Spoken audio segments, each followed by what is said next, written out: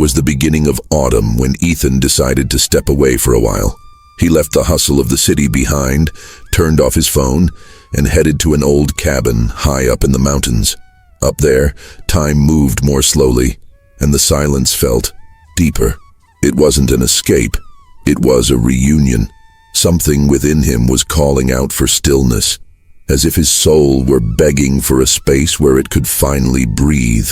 Ethan didn't know exactly what he was looking for, but he could feel something inside needing to be shaped, like a raw stone waiting for the right hands to sculpt it.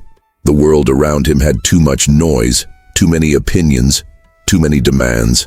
He longed to hear something different, something that didn't come from outside. And so, among the trees and the sharp mountain chill, he began the greatest journey of all, the journey of truly listening to himself.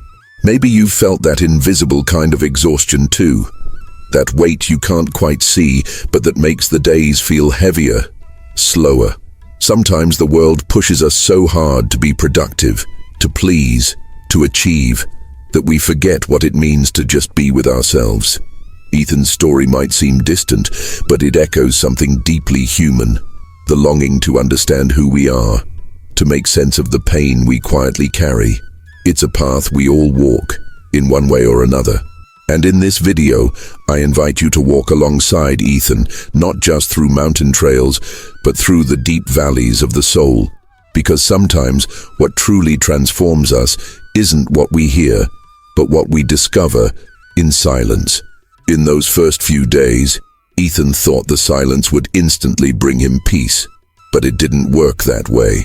The absence of noise gave way to a different kind of sound, the one that came from within.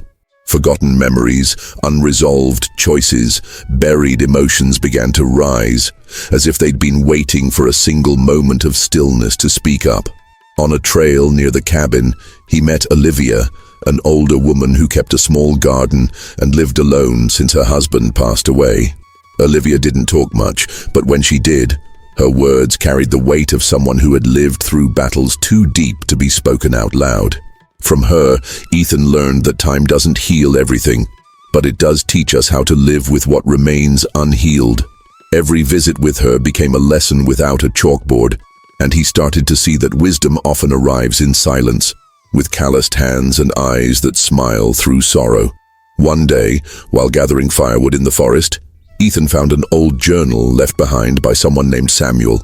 It belonged to a young man who, decades earlier, had come to that same cabin to face his depression after losing his father. The words on those pages were filled with pain, but also faith. Samuel wrote about how he would sit by the lake and ask God to give his life meaning again, and how little by little that meaning began to appear in the smallest things, the sound of water brushing over rocks, the flight of a lone bird, the unexpected warmth of sunlight cutting through the cold. Ethan began doing the same. He would sit in silence and just wait. And in that empty space, he started to feel something filling his soul, an invisible presence, but a very real one. The pain was still there, but now there was a thread of hope gently stitching the loose pieces together. Ethan's inner struggles weren't new. Fear of failing, fear of letting people down, fear of never being enough. Feelings so many of us carry beneath our smiles. One night, as he stared up at the stars, he remembered being a child and blaming himself for his parents' divorce. He realized that most of his life had been built around trying to prove something, trying to be strong, to be right, to never stop.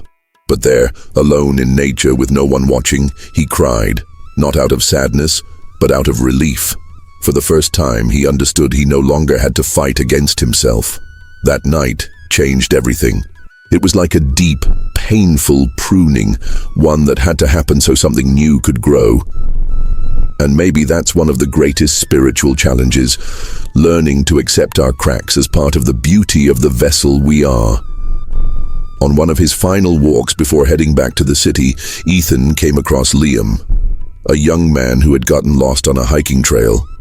Liam was anxious, frustrated, and embarrassed for having strayed from his group. Ethan helped him find the way back, and along the path, they talked about expectations, disappointments, and the fear of seeming weak. In the end, Liam thanked him, saying he needed that encounter more than he had realized, and that's when Ethan understood a powerful truth. Sometimes, God uses our pauses not only to heal us, but also to heal others. Each person who crossed his path had brought a piece of the puzzle, and perhaps the greatest lesson of all was this: silence isn't empty. It's the soil where the deepest truths bloom, if we're brave enough to listen. On his last morning at the cabin, before returning to the city, Ethan woke up earlier than usual. The sky was still dark, but a soft light was beginning to rise on the horizon. He wrapped himself in a thick coat, grabbed a mug of hot tea, and walked down to the edge of the lake. The steam from the tea mingled with the mist, and everything felt suspended in time. In that simple moment, he felt something different, a lightness that didn't come from the outside, but from within. It wasn't excitement or some grand revelation. It was a quiet, deep peace, as if his soul had finally found rest. That was when Ethan realized that true transformation doesn't come with noise. It comes with surrender. The silence that once felt empty and uncomfortable now felt like home.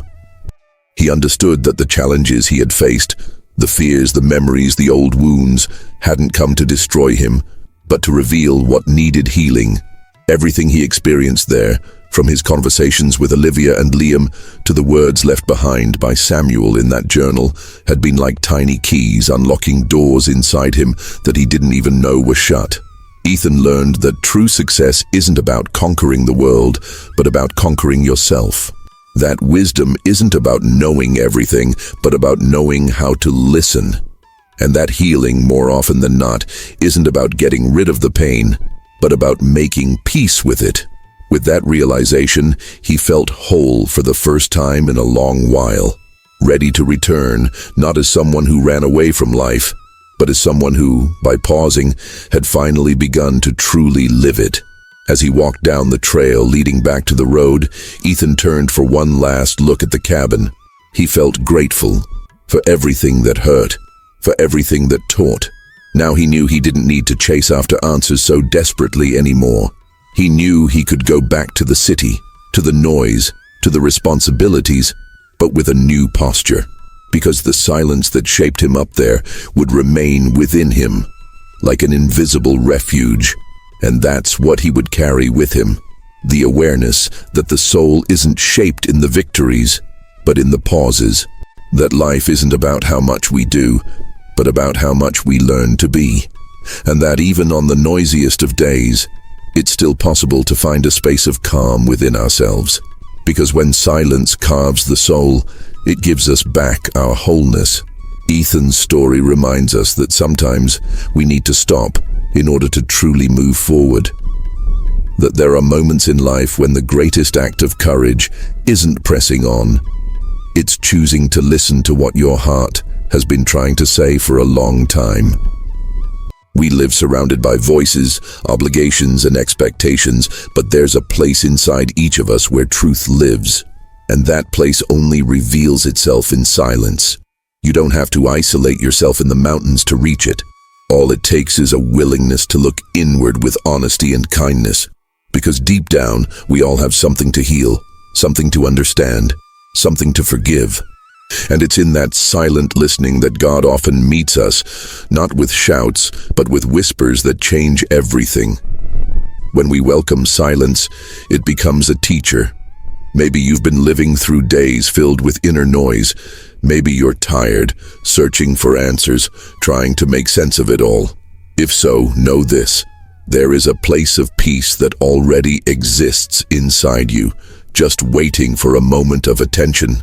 Ethan's journey is ours too, and we don't have to go far to begin. Sometimes all we need is a moment, a breath, a true pause. May this story inspire you to listen more closely to your soul, to not be afraid of the stillness, and to trust that even silence has so much to say. Stay with us on this journey. In our next reflection, we'll explore another part of this path we call life. Until then, take good care of yourself and of your silence.